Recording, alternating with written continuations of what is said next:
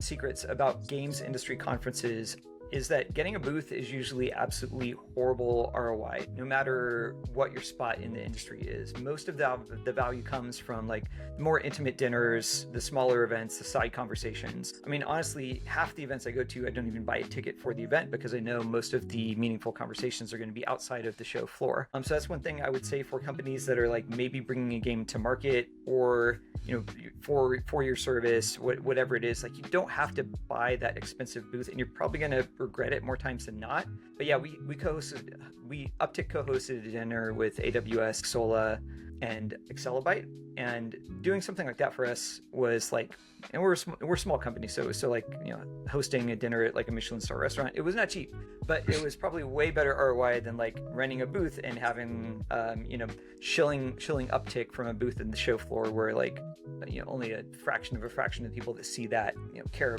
about what you're using that real estate for. For sure. Product and growth dinner with AWS for Games and Xsolla. It's the first event we've done with those folks. So shout out to the teams over there for helping us put it all together. It was awesome.